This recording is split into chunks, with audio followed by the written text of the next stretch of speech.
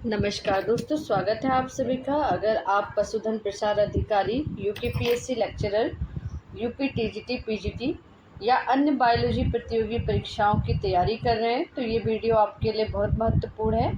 आज हम इस वीडियो में सॉल्व पेपर के महत्वपूर्ण प्रश्नों को विस्तार से समझेंगे, साथ ही हर प्रश्न की ट्रिक और सही उत्तर भी जानेंगे। इसलिए वीडियो को अंत तक जरूर देखें, क्योंकि यही प्रश्न आपकी परीक्षा में दोबारा पूछे जा सकते हैं। तो चलिए बिना समय गंवाए शुरू करते हैं हम आज के प्रश्न को।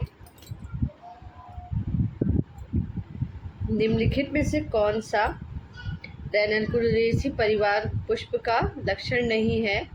पंचभागी पंचतई पुष्प, पुंकेसर अनंत स्वतंत्र संलग्न स्फुटनशील बहिर्मुखी, चतुष्टयी पुष्प, जायांग बहुत से स्वतंत्र कार्पल युक्त, अंडाशय ऊर्ध्वगामी एवं एक कक्षी। तो ऑप्शन नंबर सी सही हो जाएगा। रैननकुलेसी परिवार के पुष्प का लक्षण जो है चतुष्टयी पुष्प नहीं है। कुल रैननकुलेसी 43 वंशों और 2000 ज्ञात प्रजातियों का परिवार है, जो विश्व के सभी क्षेत्रों में पाया जाता है। इस कुल के सदस्य एक वर्षीय अथवा बहुवर्षीय शाख होते हैं। इस कुल के पुष्प सहपत्री, समृद्ध, उभयलिंगी, एक व्यास सममिति अथवा त्रिज्या सममिति, पंचतई, संयुक्तांडवी तथा पुमंग में पुंकेसर प्राय असंख्य, स्वतंत्र और सल्पीय क्रम में विन्यासित होते हैं। अकेशिया मेलेनोजाइलॉन का पादप प्रदर्शित करता है क्लैडोड्स, फिलोक्लैड्स, फिलोड, बल्बिल्स। तो 58 का ऑप्शन नंबर सी सही हो जाएगा, फिलोड। निम्नलिखित में से दाल वाले पौधे हैं जिया टिट्रिकम, पायसम तथा बिगना, जिया तथा बिगना, पायसम तथा टिट्रिकम। तो ऑप्शन नंबर बी सही हो जाएगा, पायसम तथा बिगना। पायसम और बिगना दाल वाले पौधे हैं। मटर जाड़े के मौसम में उगाई जाने वाली दलहनी फसल है, जो संसार भर के 25 लाख एकड़ में बोई जाती है।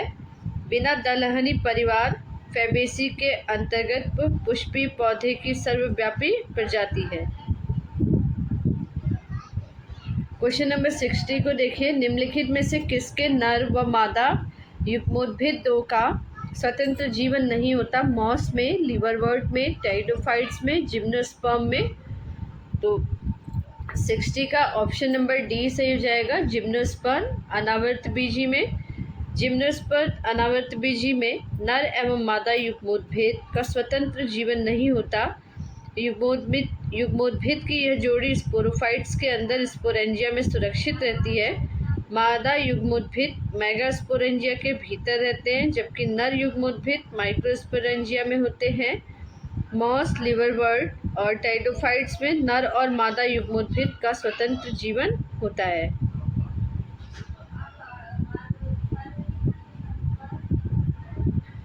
साइकस में कायिक जनन होता है। बल्बिल, बीजाणुपर्ण, बीजाणुकाय कोई नहीं।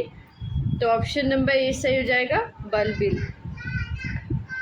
साइकस में कायिक जनन बल्बिल के माध्यम से होता है। साइकस में यह बल्बिल एक द्वितीयक बल्ब जैसी संरचना होती है, जो पत्ती व तने के मध्य कोणी भाग पर फूलों के रूप में उगता है। इसे बल्बेट भी कहते हैं। जब यह पूर्ण आकार में विकसित हो जाता है तो पौधे गिर जाते हैं और एक नया पौधा विकसित हो जाता है। किसमें बीजांड अंडाशय से ढका नहीं होता? Angiosperm, pteridophyta, gymnosperm, bryophyta. तो ऑप्शन नंबर बी सही हो जाए, सी सही हो जाएगा, जिम्नोस्पर्म। ठीक है, ऑप्शन नंबर सी सही हो जाएगा, जिम्नोस्पर्म। अनावृतबीजी पौधे में बीजांड अंडाशय से ढका नहीं होता। अनावृतबीजी पौधे बीजी पादपों का एक उपसंग है, जिसमें बीज तो बनता है, परंतु ये बीज नग्न रूप से पादपों पर ही लगे रहते हैं और इनके विकसित बीज खील, भित्ति या फल में बंद नहीं होते। अंडाशय का पूर्णतः अभाव होता है। प्रत्येक पाइनस निडिल में पाया जाता है एक संवहन बंडल, 2 संवहन बंडल, 3 संवहन बंडल, बहुत से संवहन बंडल। तो ऑप्शन नंबर बी सही हो जाएगा, 2 संवहन बंडल। पाइनस निडल में बाह्य बहुरूपरेखा त्रिकोष्ठकी होती है। बाह्य त्वचा में कोशिका भित्ति मोटी और क्यूटिकल से ढकी रहती है। सामान्यतः प्रत्येक पाइनस निडल, जो कि उनकी पत्तियों के रूप में रूपांतरित हो जाती है, में संवहन पत्तियों के रूपांतरण है। ठीक है, पाइनस में जो निडल होती है वो पत्तियों का रूपांतरण है। ठीक है, पत्ती जो है निडल के फॉर्म में चेंज हो जाती है। तो प्रत्येक पाइनस निडल और उसकी पत्तियों के रूपांतरण है जो दो संवहन पुल में पाए जाते हैं। मोनोफिल्स में केवल एक संवहन पुल पाया जाता है। संवहन बंडल में जाइलम एंड डार्च तथा परिरंभ बहुपर्ती होते हैं। यह मृदुतक तथा रुद्धोतक का बना होता है और पाइनस की सूच्याकार पत्तियां संरचनात्मक रूप से मरुद्भिद तनाव तथा ठंड सहन करने के लिए अनुकूलित होती हैं। निम्नलिखित अनावर्तबीजी में से किस समूह के अंतर्गत केवल जीवाश्म आते हैं? साइकेडेल्स, कोनिफेरल्स, गिंक्वेल्स और साइकेडोफिलिकेल्स। तो 64 का ऑप्शन नंबर डी सही हो जाएगा, साइकेडोफिलिकेल्स। साइकेडोफिलिकेल्स अनावर्तबीजी का वह समूह है जिसके अंतर्गत केवल जीवाश्म आते हैं। इन्हें सीड फर्न के रूप में भी जाना जाता है। जिम्नोस्पर्म का एक विलुप्त क्रम है जो कार्बोनिफेरस काल में फले फूले और इस काल के जीवाश्म जो है फर्न की पत्तियों में इतनी समृद्धि थी कि इनके इसे फर्न का युग माना जाता है। उनके पास फर्न तथा बीजी पौधे दोनों की विशेषताएं थी, जिसके अंतर्गत ये बीज के माध्यम से प्रजनन करते थे और फिर फर्न और पत्तियों को बनाए रखते थे। निम्नलिखित में से कौन सा मैच नहीं करता है? इक्विसेटम एकबीजपत्री, सेलेजिनेला टेरिडोफाइट, फ्यूनेरिया मॉस और लेमिनेरिया भूरी शैवाल। तो इसका हो जाएगा इक्विसेटम एकबीजपत्री नहीं है। और इक्विसेटम को हम हॉर्स टेल कहते हैं। आमतौर पे ये क्या है? एक टेरिडोफाइट है। एजोला एक उदाहरण है टेरिडोफाइट का, ब्रायोफाइट का, जिम्नोस्पर्म का, एंजियोस्पर्म का। तो एजोला जो है वो एक तैरता हुआ टेरिडोफाइट है। तो ऑप्शन नंबर ए सही हो जाएगा। और इसमें एंडोसिबिएंट के रूप में nitrogen fixing cyanobacterium Anabaena Azolla Nostocaceae परिवार होता है और इस टेरिडोफाइट की एशियाई क्षेत्रों में व्यापक रूप से खेती की जाती है। अजोला को चावल की रुपाई से पहले या चावल के साथ दोहरी फसल के रूप में उगाया जाता है। एजोला की 6 प्रजातियां हैं जो है यहाँ भारत में पाई जाती है और भारत में सामान्य रूप से एजोला पिन्नाटा पाया जाता है। निम्नलिखित टेरिडोफाइट में किसका तना मरुद्भिद और जलोद्भिद दोनों प्रकार के लक्षण दर्शाता है? Marsilea, lycopodium, Equisetum, Selaginella. तो ऑप्शन नंबर सी सही हो जाएगा, इक्विसेटम। टेरिडोफाइट को प्रथम वैस्कुलर क्रिप्टोगैम्स कहते हैं क्योंकि सर्वप्रथम संवहन ऊतक का प्रमाण इसी से मिला है।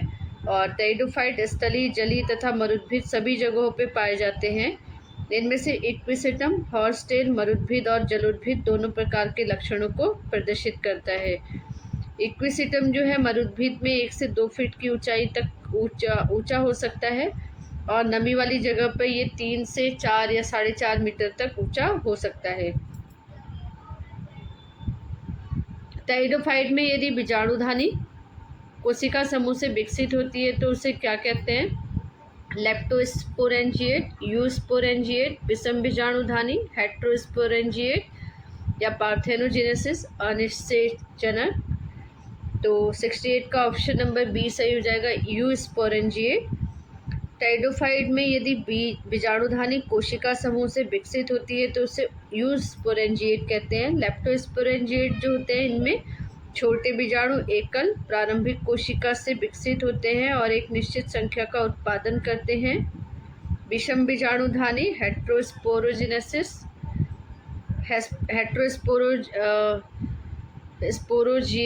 स्पोरेंजिएट जो हैं वो आपके 2 अलग अलग प्रकार के स्पोरेंजिया का उत्पादन माइक्रोस्पोरेंजिया और मेगास्पोरेंजिया में और पार्थेनोजेनेसिस में प्रजनन का एक रूप जिसे एक अंडा शुक्राणु द्वारा निषेचित किए बिना भ्रूण से विकसित हो सकता है।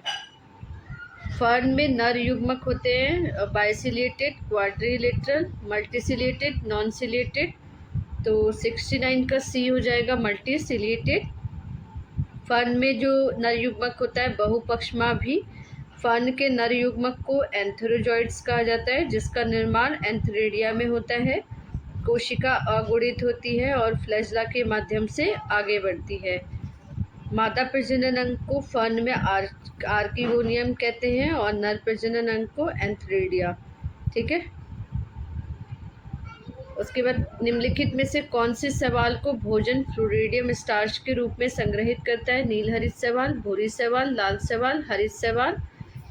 तो 70 का ऑप्शन नंबर सी सही हो जाएगा, लाल शैवाल। लाल शैवाल रोडोफाइट्स भोजन को फ्लोरिडियम स्टार्च के रूप में संग्रहित करता है और यह एक प्रकार का भंडारण ग्लूकेन है जो क्लोरोप्लास्ट के बाहर दाने के रूप में साइटोसोल में संग्रहित होता है। यह प्रकाश संश्लेषण में स्थिर कार्बन के लिए प्राथमिक सिंक के रूप में कार्य करता है और यह संरचना एमाइलोपेक्टिन और ग्लाइकोजन के समान है और अल्फा लिंक्ड ग्लूकोज पॉलीमर से बना होता है। निम्नलिखित में से कौन सी शैवाल लार्विसाइडल लार्वा को मारने वाली है? साइफनुया, क्लैडोफोरा यूग्लिना और ऑसिलेटोरिया। तो ऑप्शन नंबर डी सही हो जाएगा, ऑसिलेटोरिया। ऑसिलेटोरिया एक लार्विसाइडल शैवाल है। यह फिलामेंट साइनोबैक्टीरियम का एक जीनस है जो अक्सर मीठे पानी के वातावरण में पाया जाता है और जैसे कि हॉट स्प्रिंग हरा नीला दिखाई देता है। अधिकांश नीले हरे शैवाल में बायोटॉक्सिन होते हैं जो लार्विसाइडल प्रभाव के लिए जिम्मेदार होते हैं। ऑसिलेटोरिया जो है नाइट्रोजन स्थिरीकरण में भी मदद करता है और इसी के नाम पे इसका फिलामेंटस में दोलन गति को भी संदर्भित करता है। उसके बाद क्वेश्चन नंबर 72 को देखते हैं। गांग्रोसायरा अवस्था किस शैवाल में पाई जाती है? बॉलबॉक्स में, क्लेमाइडोमोनास में, बाउकेरिया में या फिर एक्टोकार्पस में? 72 का ऑप्शन नंबर सी सही हो जाएगा, बाउकेरिया में। गार्गेसायरा या अवस्था जो है वो बाउकेरिया के जीवन काल में पाई जाती है जो क्लोरोफाइसी का सदस्य है। कुछ प्रजातियों में बीजाणु कई छोटी संरचनाओं में विभाजित होती है जिसे सिस्ट कहा जाता है और इस स्तर पर बाउकेरिया फिलामेंट में बीज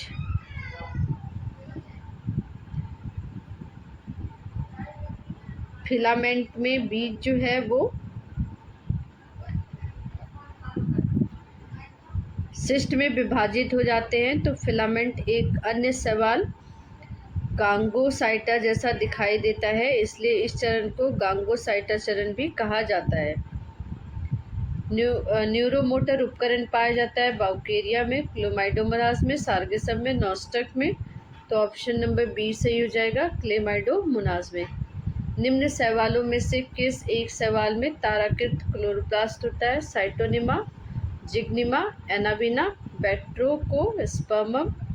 तो 74 का ऑप्शन नंबर बी सही हो जाएगा, जिग्निमा में। और ब्रैकेट फंजाई शामिल है ड्यूटेरोमाइसिटीज, बेसिडियोमाइसिटीज, फाइकोमाइसिटीज, एस्कोमाइसिटीज। तो 75 का ऑप्शन नंबर बी सही हो जाएगा, बेसिडियोमाइसिटीज। और ब्रैकेट फंजाई बेसिडियोमाइसिटीज में शामिल है और ये ब्रैकेट कवक या सेल्फ कवक भी इसको कहा जाता है।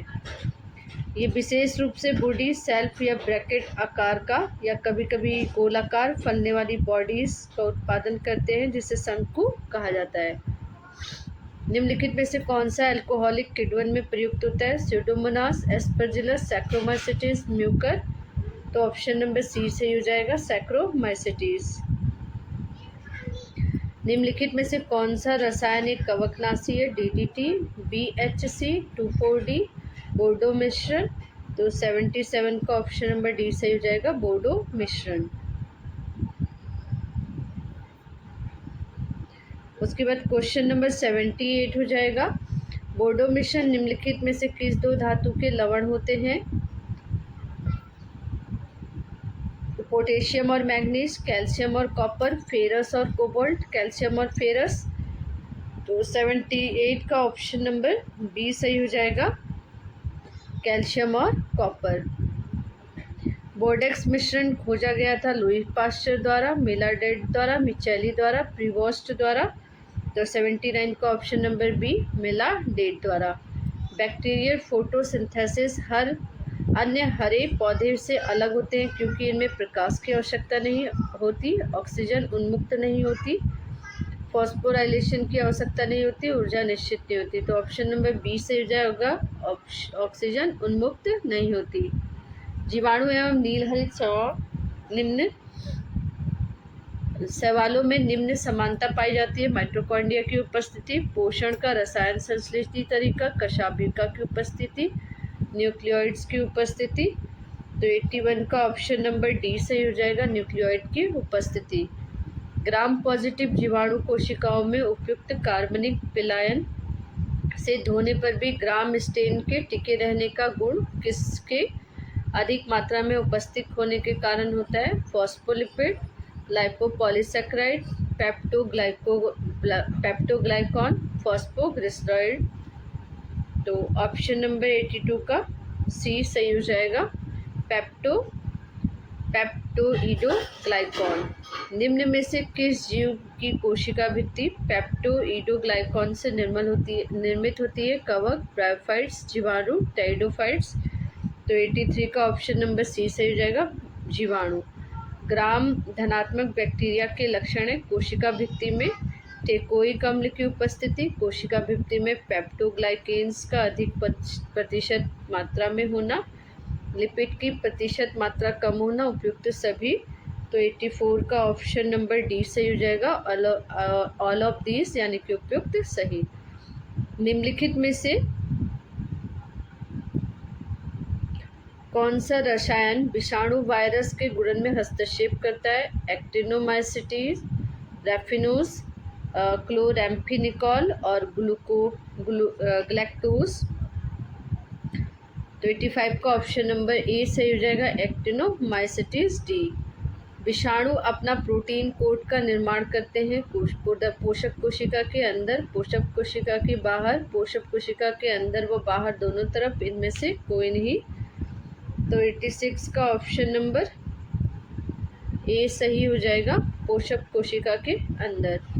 बायरॉइड्स वो हैं जिनमें आनुवंशिक पदार्थ डीएनए होता है, जिनमें प्रोटीन आवरण से घिरा हुआ आनुवंशिक पदार्थ आरएनए होता है, जिनमें प्रोटीन से घिरा हुआ आनुवंशिक पदार्थ डीएनए होता है, जिनमें बिना प्रोटीन आवरण के आनुवंशिक पदार्थ आरएनए होता है।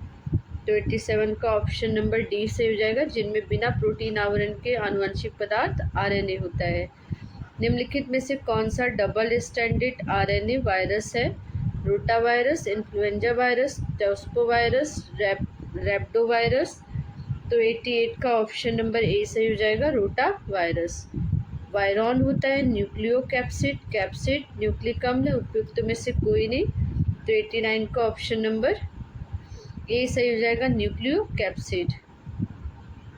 तनावग्रस्त परिस्थिति में झीलों व तालाब में पाए जाने वाली जंतु प्लवकों की प्रजाति निलंबित परिवर्धन की अवस्था में आ जाती है, इसे कहते हैं क्रिया सैथिल या डायपॉज, समस्थैतिकता, शीत निष्क्रियता, ग्रीष्म निष्क्रियता, होमोस्टैटिक, डायपॉज, हाइबरनेशन और एस्टिवेशन।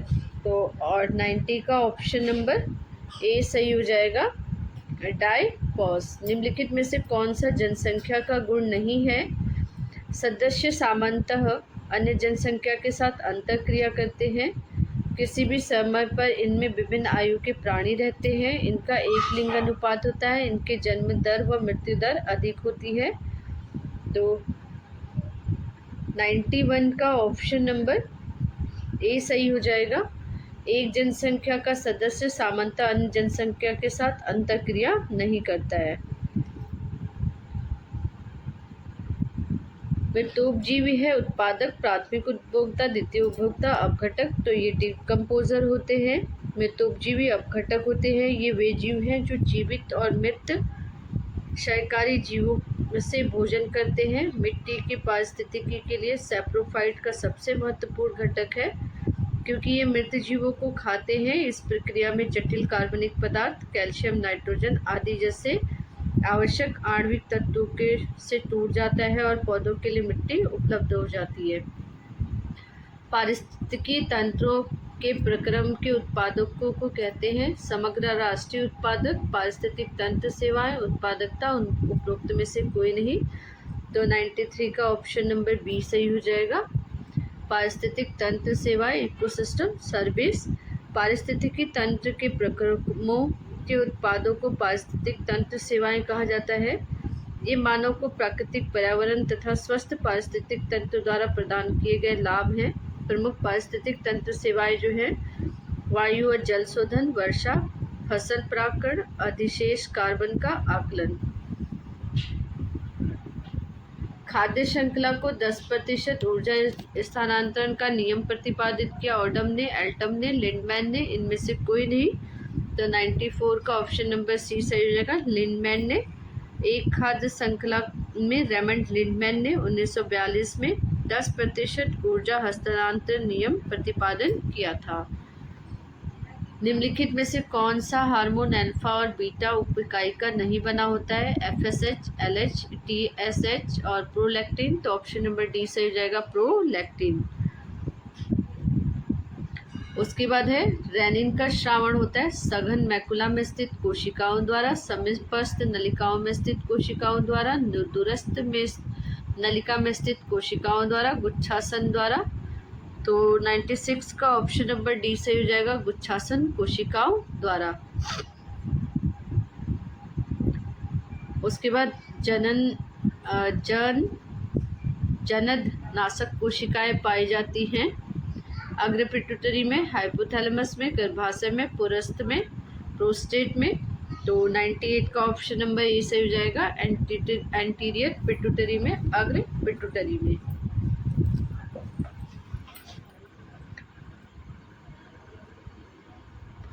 लाइसोएंजाइम पाए जाते हैं आंसू में, पसीने में, लार में, उपयुक्त सभी में, तो ऑप्शन नंबर डी सही हो जाएगा, उपयुक्त सभी में। लाइसोएंजाइम मुख्यतः आंसू, पसीने और लार में पाए जाते हैं और यह एंटी माइक्रोबियल एंजाइम है जो जीवाणु कोशिका झिल्ली को नष्ट करने में सक्षम है और इस प्रकार खाद्य पदार्थों में रोगाणुरोधी एजेंट के रूप में ये कार्य करते हैं। यह अंडे की सफेदी में प्राकृतिक रूप से पाया जाता है। और उसके बाद रात के कोष्ठ किससे संबंधित है? पीयूष ग्रंथि, एड्रिनल, जनन ग्रंथि, मूत्राशय, तो ऑप्शन नंबर ए सही हो जाएगा, पीयूष ग्रंथि से। रात के कोष्ठ, रात के पाउच जो है पीयूष ग्रंथि से संबंधित है और यह एंटीरियर लोब ऑफ पिट्यूटरी से उत्पन्न होता है। यह एंडोक्राइन तंत्र का एक भाग है। इसका नाम जर्मन जैव वैज्ञानिक प्रोफेसर मार्टी हेनरिच रातके के सम्मान में रखा गया है। निम्नलिखित में से कौन प्रतिरक्षा ग्लोबिन अणु सर्वाधिक विशाल है? IgA, IgM, IgG और IgE, तो ऑप्शन नंबर बी सही हो जाएगा।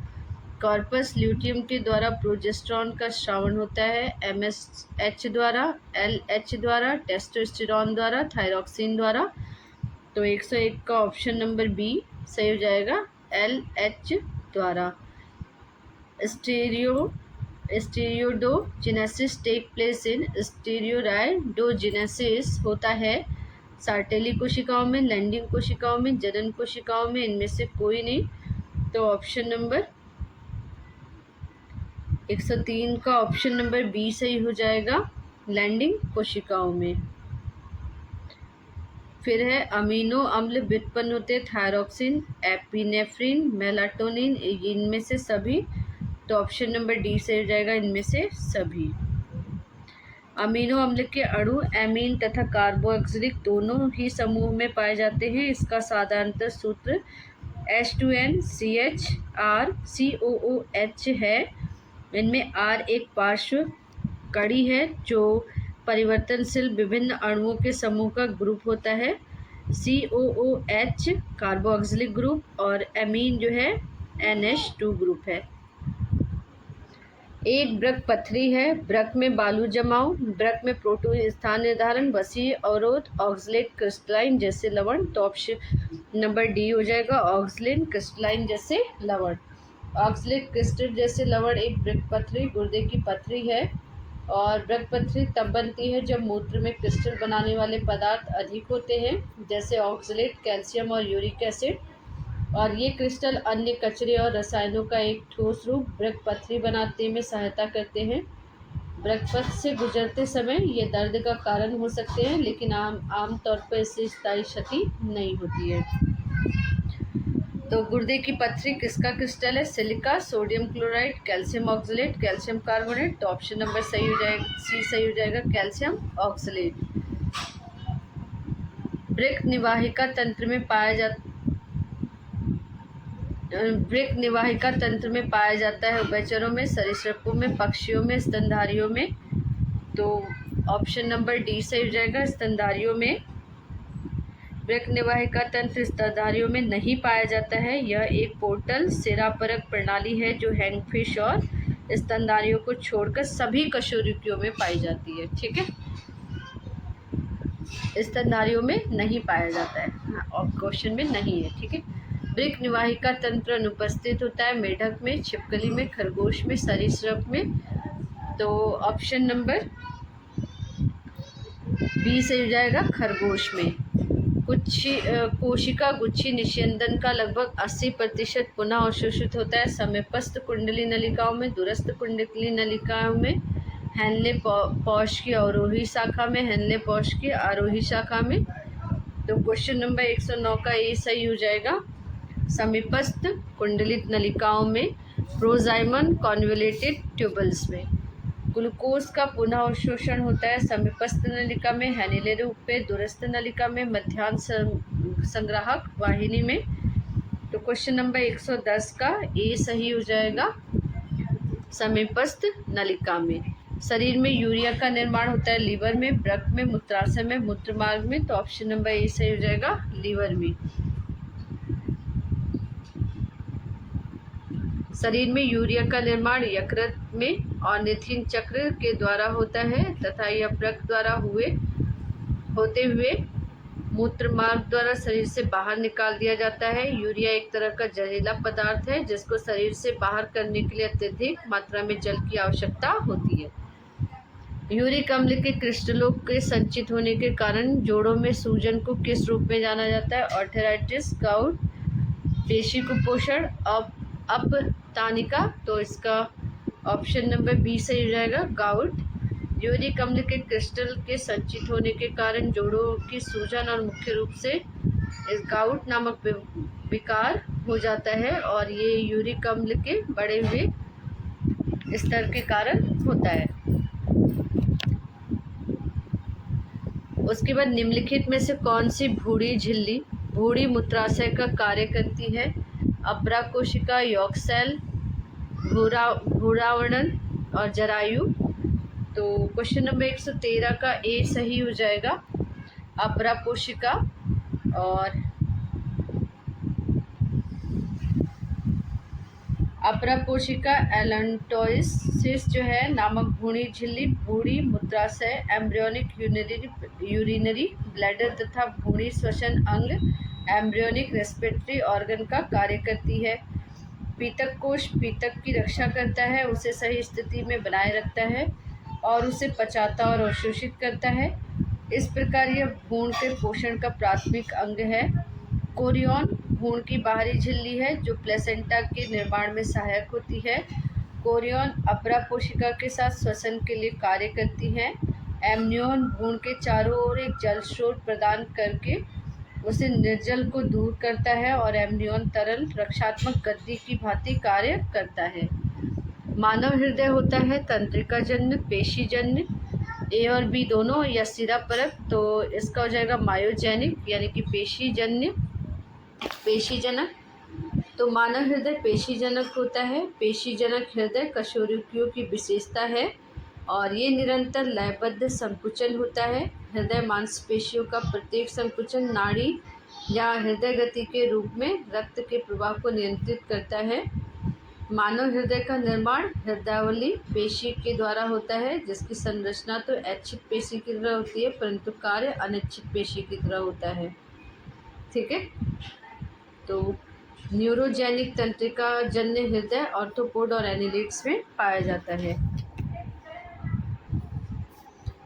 तो दोस्तों, आज हमने सेट 3 के महत्वपूर्ण प्रश्न को कर लिए हैं। उम्मीद है कि सभी प्रश्न और उत्तर आपको अच्छी तरीके से समझ में आए होंगे।